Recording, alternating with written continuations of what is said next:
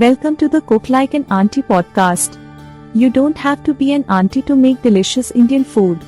Now here's your host Gopi Vajravelu.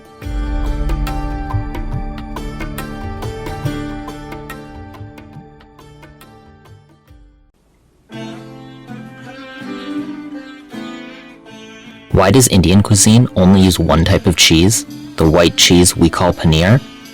By contrast, in North America we have a variety of cheeses: pepper jack, Colby jack, Havarti, Gouda, yellow cheddar, white cheddar, blue cheese, feta, and whatever delicious processed stuff is in Kraft singles.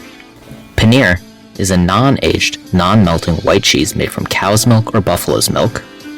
Paneer comes from the Hindi, Urdu, and some other North Indian languages word which generally refers to any type of cheese. Of course, when paneer was adopted into English, it came to describe only the white cheese used in Indian cuisine. Paneer is used in a variety of dishes such as saag paneer, malai kofta, and paneer pakoras. We'll come back to specifics about paneer in a minute, but first, let's talk about what categorizes different types of cheese so we understand how paneer is unique. Cheese is a food that predates recorded history. Scholars don't know where cheese was invented, but they think it was either Europe, Central Asia, or the Middle East. The earliest proposed date for cheesemaking is around 8000 BCE, when sheep were domesticated. It's difficult to classify cheese because organizations and scholars disagree about how to categorize it. Some categorize based on the type of milk used, such as cow, sheep, buffalo, or goat milk. Others categorize based on the type of starter. And still, others categorize based on moisture content. The International Dairy Federation has 51 varieties of cheese, but other organizations have hundreds or thousands of varieties. The most basic process of making cheese involves separating milk into solid curds and liquid whey, which is done by adding an acid to milk. Paneer is actually a very simple cheese to make. It's one you can make at home pretty easily, which I've done before and maybe you or your parents have too. Start by pouring milk into a pot and bring it to a gentle boil. When the milk comes to a boil, turn off the stove. Then quickly add 2 tablespoons of an acid, such as vinegar, lemon juice, or yogurt. Stir for a minute or two. The milk will start to curdle, and the solid curds will separate from the liquid whey. Place cheesecloth in a colander and pour the curds and whey into the cheesecloth. The curds will stay in the cheesecloth while the whey drains out. You can pour cold water on the curds to get rid of the acidic smell and taste. Collect the curds in the cheesecloth and squeeze to drain excess liquid. Then, try to drain even more liquid. You can hang it over the sink to get a nice round shape. If you want a block, you can set it under a heavy pot or textbooks. Wait about 4 hours. After a few hours pass, unwrap the curds from the cheesecloth and you should have paneer. This is actually pretty similar to how cottage cheese is made, with the major difference being that paneer required pressing the moisture out to leave a block or ball of cheese, while cottage cheese is left as individual curds with liquid. That's why many Western resources generalize paneer as an Indian cottage cheese. In contrast, other cheeses have different processes. For example, cheddar cheese adds a mesophilic culture to the milk and heats the milk at a relatively lower 86 degrees Fahrenheit for over an hour. Then a liquid rennet is added, which are enzymes usually from an animal's stomach. The milk starts to separate into curds and whey after several minutes. Then the curds are collected and cooked at a low, slowly increasing temperature. Next, the whey is drained out, followed by heating for about 3 hours and salting the curds. Almost done, the curds are pressed into the final shape. The last step is to age the cheddar in a room around 55 degrees Fahrenheit with 80% moisture. Aging can take 3 to 9 months. Can you see how making cheddar has a lot more steps and specific temperature and ingredient requirements than paneer? Going back to what I said in the intro, paneer is a fresh, acid-set cheese. It is a non-aged, non-melting cheese. Breaking that down, fresh cheese means that paneer spoils fairly easily, usually within a week without any preservatives. An unopened wheel of cheddar can last for several months. Acid-set cheese means that paneer is made with an acid such as lemon juice, vinegar, or yogurt. Cheddar is a ripened cheese, which means it uses rennet. Non-aged cheese means that paneer is not aged the way cheddar is. Cheddar sits in a temperature-controlled room for months before it's ready to eat. Non-melting means that paneer doesn't melt in heat. Of course, cheddar will melt. The origin of paneer is not definitively known. Scholars also aren't sure when cheese entered Indian cuisine. For example, texts and legends about Krishna refer to other dairy products like milk, ghee, and yogurt, but there's no mention of cheese. Hindus date Krishna's life to 3100 BCE because his death marked the start of the Kali Yuga. Historians date Krishna's life to before 1000 BCE, when the earliest texts about Krishna were written. Either way, cheese likely didn't exist in Indian cuisine until the first millennium BCE. The earliest definitive mention of cheese in India is from the Lokaparaka, a vegetarian cookbook written by the Jain ruler Shivendraya in modern-day Karnataka, or at least written by someone in his court. This text dates to 1025 CE and discusses how to make a type of cheese for sweets. There are many other ancient cookbooks and texts that reference cheese after this, such as the Manasilasa from 1130 CE, although these cheeses may not have been like our modern-day paneer. Most scholars believe paneer arrived in India from Persia under Muslim rule. Text from the Delhi Sultanate around 1200 CE is the first known reference to a modern-day like paneer. This theory makes sense since the word paneer comes from Persian. Do any other cheeses exist in Indian cuisine? Well, given that India is roughly the size of continental Europe, there is a huge variety to Indian cuisine. So yes, there are a few other types of cheeses in Indian cuisine. Chenna is perhaps the second most used cheese in India. It's made by adding lemon juice and a type of salt called calcium lactate instead of the animal product rennet, and then straining out the whey. It's similar to a Western-style farmer's cheese, which is usually characterized as a bit plain.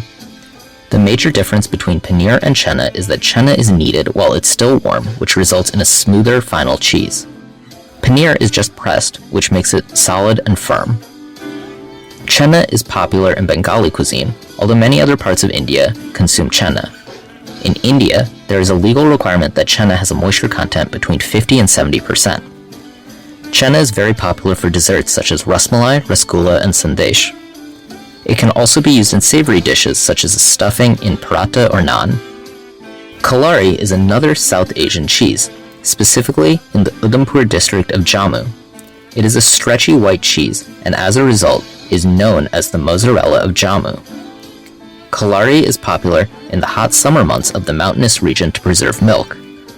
It's often salted and sautéed in its own fat before eating. A modern recipe is to eat kalari as the middle layer of a burger-style sandwich. It's pretty rare to find this cheese outside of Jammu, although you can sometimes find restaurants serving it in major Indian cities. Chirpi is a cheese from mountainous northeastern India, such as Ladakh, Darjeeling, Sikkim, and Arunachal Pradesh, as well as Nepal and Bhutan. There are two varieties, hard and soft. Soft chirpi is more like ricotta cheese. It's similar to hard chirpi, which we'll discuss in a minute, but some of the whey is included during production, so the final result is soft. The hard variety is one of the hardest cheeses in the world. The finished product looks to have the hardness of Parmesan, but is usually in a rectangle, not a wheel. Hard chirpi is made by pressing hard on the curds to remove as much liquid as possible. Chirpi has a mild and neutral taste. Sometimes it's left to ferment to get a tangy taste. Both varieties of this cheese is made by starting with buttermilk, which is the leftover liquid from making butter. Hard chirpi is eaten like gum. The eater puts it in their mouth and lets it moisten. It will eventually become soft and chewable. One hard piece of chirpi can last an hour or two. Soft chirpi is usually consumed in savory dishes or as a soup. One popular use is as the filling in a dumpling called momo served with achar. Bandel is a cheese that originated from the Portuguese colony Bandel in modern-day West Bengal 500 years ago. Even today, it's rare to find bandel commercially available because production is only in West Bengal and usually made by artisans, except for the Whole Hog Deli Company. It's made by separating curds and whey using lemon juice. Then it's molded into short, stocky discs. Bandel is salty, dry, and crumbly. It comes in two varieties, white, which is unsmoked, and brown, which is smoked. Koya is a South Asian dairy product used in Indian, Nepalese, Bangladeshi, and Pakistani cuisines. It's made from thickening milk in a hot, open pan around 180 degrees Fahrenheit. It has a lower moisture content than most cheeses. It's popular for making Indian sweets such as barfi, gulab jamun, and peda. There are even different varieties of koya within India that differ based on the moisture content from 20% to 50%. Whether it's officially a cheese is somewhat debatable. It can have a consistency anywhere from condensed milk to ricotta cheese. One auntie from my childhood made a delicious beta where she substituted ricotta cheese for traditional koya. I need to note another very popular cheese available in India. If you actually ask most Indians about cheese, specifically using the word cheese instead of paneer, they will tell you about Amul cheese. Amul is an Indian dairy company that makes many products including ghee, yogurt, chocolate, paneer, and a variety of processed cheeses. Many Indians think of Amul processed cheese as representative of the English word cheese. In contrast, paneer represents natural cheese from traditional Indian cuisine. Amul cheese comes in a few varieties, but the most well-known is the tin can.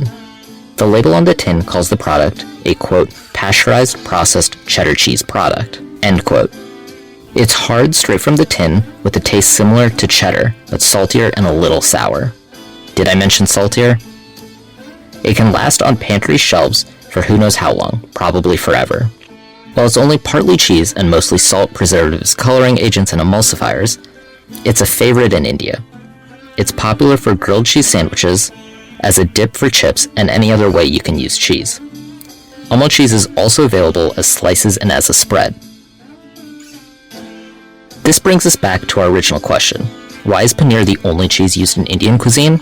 Well, it isn't, as we just discussed.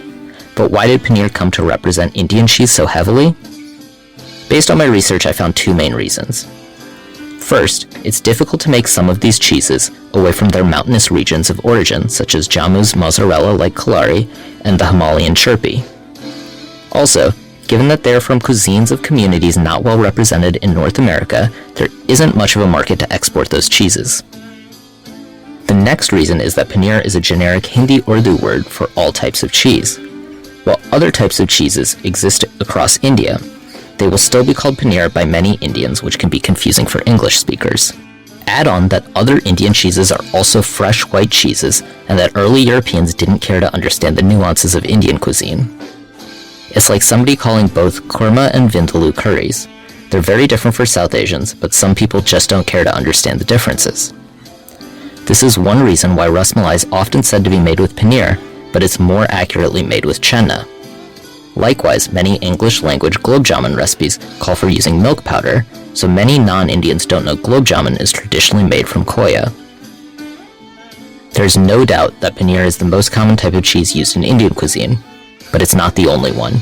It's just the representative Indian cheese in Western Indian cuisine. Thank you for listening.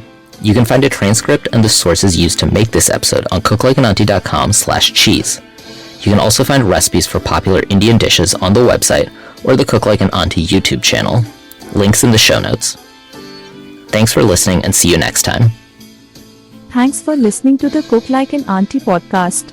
Please subscribe to this podcast on your favorite player and visit cooklikeanauntie.com to find recipes and videos related to this episode. Thanks for listening and see you next time.